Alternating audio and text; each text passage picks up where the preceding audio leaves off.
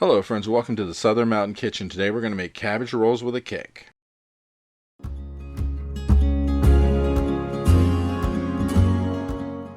So if you're wondering about what the kick is, basically I'm taking cabbage rolls, but I'm giving them a little bit of a spicy edge on the inside to actually make them taste just a little bit better. Because there's nothing wrong with the cabbage roll, but if it has a little bit of heat in there, it's really not so bad. I just want to give it more flavor than your normal average day cabbage roll. Because, you know, you've probably seen a million recipes for these, but we're going to add a little bit to this to make it a little bit better. So everything you see here is what we need. Really, this is not a hard process, but it'll take a few minutes to make, but let's get started on it. So we're going to start out, we're going to cook 1 cup of long grain rice. We want to go ahead, get this cooked, sit it to the side, and let it start to cool down a little bit before we actually use it. And we're going to move on to the next steps of what we're doing while we're waiting on that to cool down. So we want to add 2 tablespoons of canola oil to a large skillet. And to this, we're going to add 1 small onion, which has been chopped up.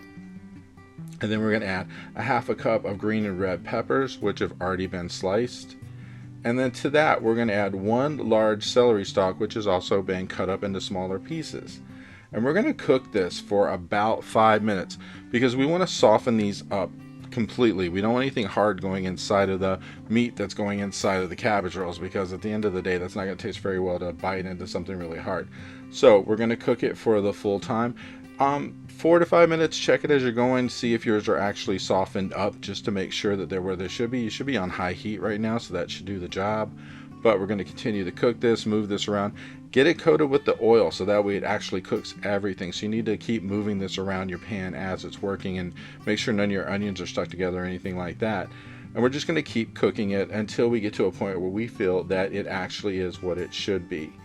And once we get to that point, you're going to notice that your onions are going to be a little bit more translucent and the harder pieces are going to be cooked through. And that's what we have here. And to this, we are going to add 1 tablespoon of minced garlic, which we're going to cook for anywhere from 30 seconds to a minute. We're just waiting for that smell to come through, because you know when you're cooking garlic, you can smell it. It smells pretty good sometimes too. Just don't let it sit in one place. We don't want to scorch it, because that will kill the flavor of the garlic. So keep doing this for 30 seconds. And then we get to a point where we've got it all done. We're going to clear a section in the middle of this pan, because we're going to add 1 pound of ground beef. Now, some people use pork, some people use ground beef, some people use both. I'm just using ground beef. That's a preference. You can use whichever you like. As long as you're using about 1 pound of it, you'll be fine. So I'm adding in my ground beef. There is 1 whole pound here. And once it's in here, I'm going to break it up a little bit, move it around to make sure that it's got room to move and actually start cooking in the pan. So go ahead and break that up. And then to this, I'm going to add some seasoning. So I'm going to use a 1/2 teaspoon of salt and a 1/2 teaspoon of pepper over top of this. So we're going to go ahead and shake that all over top. And then I'm going to use a tablespoon of Kingsford Cajun seasoning. This stuff has a heck of a taste to it. It's really great. And it kind of makes it a little warm, but it tastes really good. Now we're going to keep mixing this up because we want to brown our meat, but this way we're going to get that seasoning mixed through, and then everything that was already in there, the peppers, the onions, the garlic, everything is going to mix through the ground beef, and that way it'll help mix it up as we go. So keep doing this until you break up your ground beef, and make sure you get it all brown. We don't want any of the pink pieces left in here. But as you're going, you can go ahead and mix in all of the vegetables into the meat as it's cooking. So that way everything will mix really well, and it'll cook kind of evenly as it goes. And that way, if some of your onions or peppers weren't cooked completely before, they will be now. So we are going to add 1 tablespoon of tomato paste and break that up into the beef. As you can see, most of my beef is brown now. It looks really good, so we're in a good shape right there. And we're just going to mix this completely through until it's broken up into the beef. And then we're going to get ready to add another ingredient in just a minute. We're going to add a 15-ounce can of diced tomatoes, because the diced tomatoes are going to help considerably here to give a little moisture to this, because there's moisture in the can, and that'll help distribute through everything else that was already in here, like the other tomato. So keep moving that around, get it distributed through your beef. We want to make sure that everything in here gets an even mix, so there's not something hanging around the corner that isn't getting mixed in. So go ahead and keep mixing that through. And then we're going to add about 1/4 of a can of tomato sauce. Now mind you, we're going to hang on to that can because we're going to use the rest of that later on. So the other 3/4 of that can is going to end up going over the actual stuff that's going to go in our pan to bake. So keep mixing this up and make sure it's distributed. And then we're going to add about 1.5 cups of beef stock to this once we let it simmer for a couple minutes. And once we get that in, we're going to mix that up completely. And then we're going to reduce the heat and let this cook for at least about 15 minutes because we want to make sure that all of this stuff really cooks together. So go ahead and do that. And then once it's sat, after we've done our 15 minutes, we're going to bring our rice in. And we're going to add all the rice from our pan into this. And then we're going to actually let this simmer like on a lower heat for anywhere from 3 to 4 minutes. And make sure that actually the rice is mixed through really well. And then we're just going to make sure everything is distributed evenly. So let that come back up to temperature, let it simmer for a while. And then we're going to add 1 large egg to this. And go ahead and mix that in rather quickly because we want to make sure that it actually really mixes through before it starts to cook, because we want to make sure it's in there.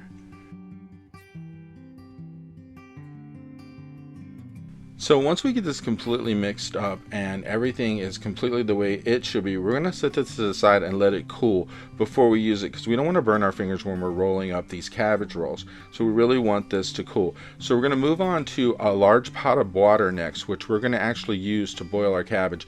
And you want your water pretty much up in this pan, so that way when you stick the cabbage in, it's going to cover pretty much the majority of the thing.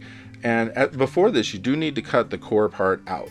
But then afterwards, we're going to cook this for, like around 6 or so minutes, make sure that it's done and tender. Then we're going to go and cut the V shape out where that hard piece would have been in the cabbage. And then we're going to put in 1/4 cup of our mix and get ready to roll this. So go ahead and spoon it in. You can use your best guesstimate. I use a little bit more than normal, and this means I'm going to come out with about 6 of these. Normally people come out with about 8. Then we're going to fold up the 2 sides of the V, flip in the sides, pull across the top, and we're going to end up with a cabbage roll. As you can see, there we go. And we're going to do this until we use up all of our mix and make sure that we have all of our pieces of lettuce used. Then we're going to take a 9x13 pan. We're going to spray it with some nonstick cooking spray.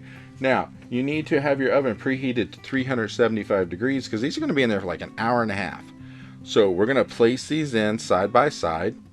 And then when you get them all in, like I have all 6 of mine here, I'm going to take the rest of that tomato sauce, pour it over top, and make sure that they all get a good dose of it, because this is going to cook in. Because when you actually eat these, you want some of that sauce with it as well, because it's going to have a great taste.